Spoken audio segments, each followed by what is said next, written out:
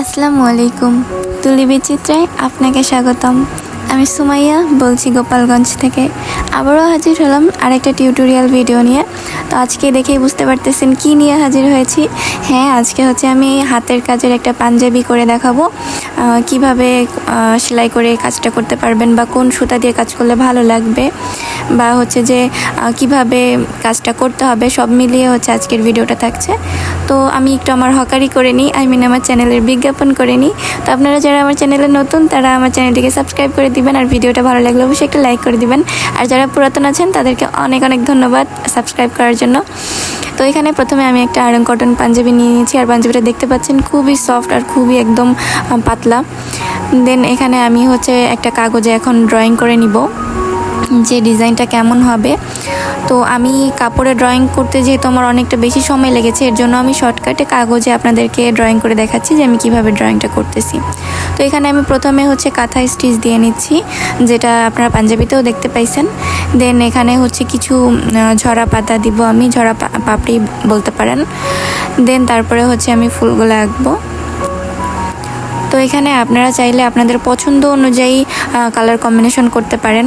আমি এখানে যে বাঙ্গি কালারের পাঞ্জাবি নিয়েছি, আর হোয়াইট ম্যাজেন্টা আর green and yellow colour combination আমি করেছি।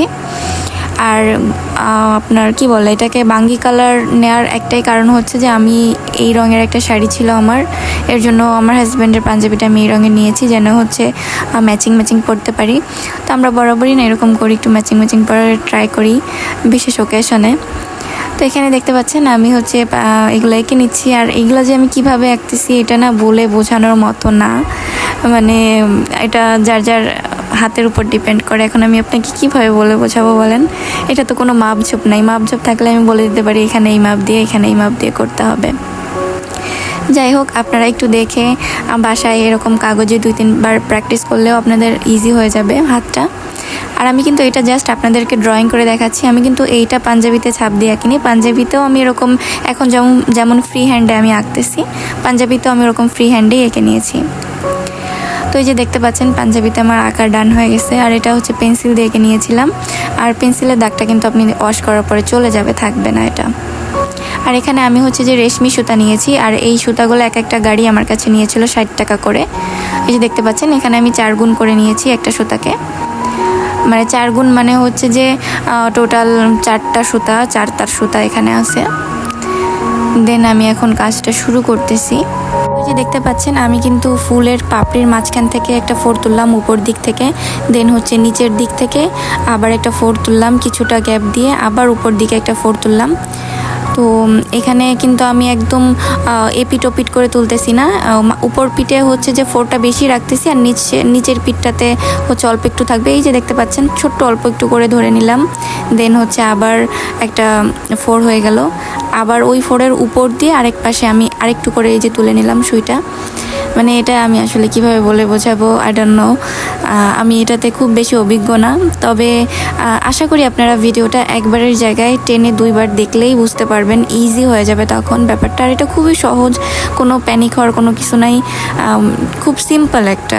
যারা একটু সুই সুতা নিয়ে আগে পরে বসছেন, কাজ করছেন, তারা অবশ্যই পারবেন এটা। তো দেখতে পাচ্ছেন ডিজাইনটা আমি করতেছি, আর এটা সম্পূর্ণ এভাবেই আমি পাপড়িটা ভরাট করব। তো ভিডিওটা ভালো লাগলে অবশ্যই একটা লাইক করে দিবেন, আর আমার চ্যানেলটিকে সাবস্ক্রাইব করে দিবেন। আর আরেকটা কথা, আমার কথার ভিতরে কোথাও কোনো ভুল হইলে অবশ্যই আমাকে ক্ষমার দৃষ্টিতে দেখবেন। আমি মানুষ ভাই, ভুল আমার হইতেই পারে।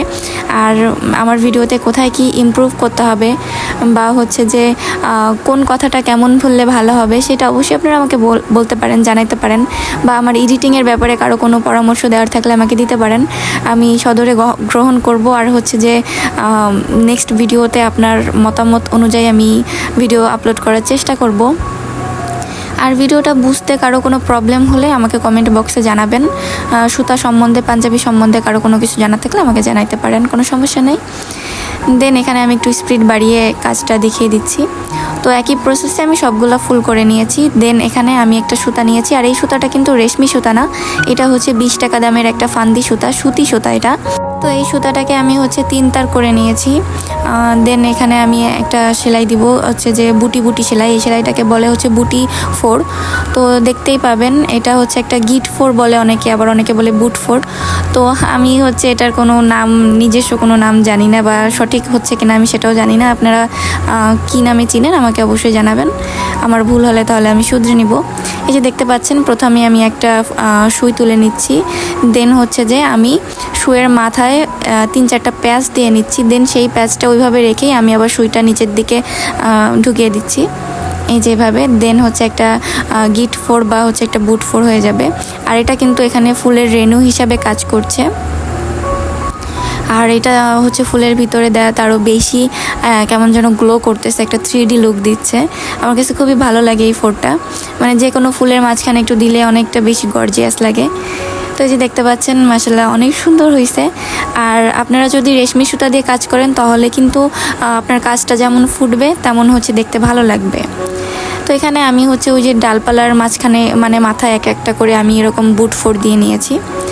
আর যেটা বলছিলাম যে রেশমি সুতাটা দিয়ে কাজ করার চেষ্টা করবেন, তাহলে হবে কি আপনার পাঞ্জাবিটা পুরানো হয়ে গেলেও সুতার গ্লেজটা কিন্তু এক অংশ কমবে না।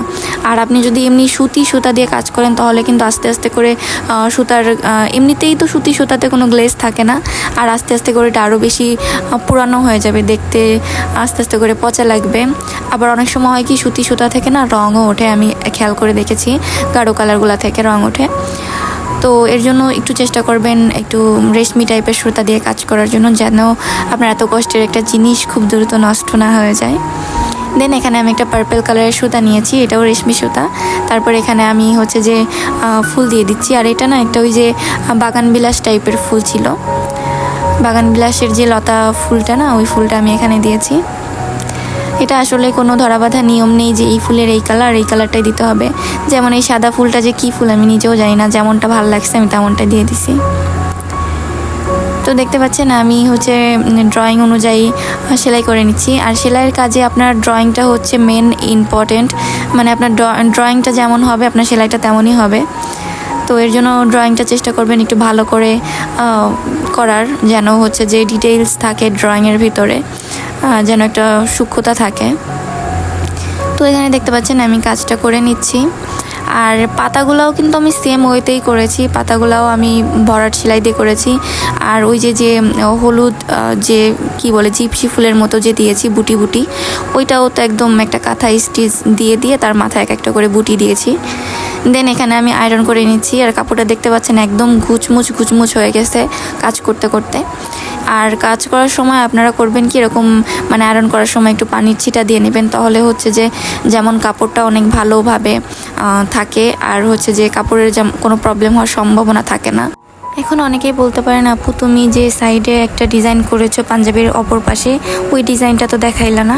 তো ওই ডিজাইনটা আপু হচ্ছে কি ওটা একদম সম্পূর্ণ কাঁথা স্টিচ। আর এমন কোনো মেয়ে মানুষ নাই যে সুতা জীবনে একবার হাতে নিয়েছে আর কাঁথা স্টিচটা করেনি বা পারে না। তো এর জন্য না ওইটা আর আমি অতটা ইম্পর্টেন্ট দিয়ে দেখাইনি। তো আশা করি আপনারা বুঝতে পারছেন।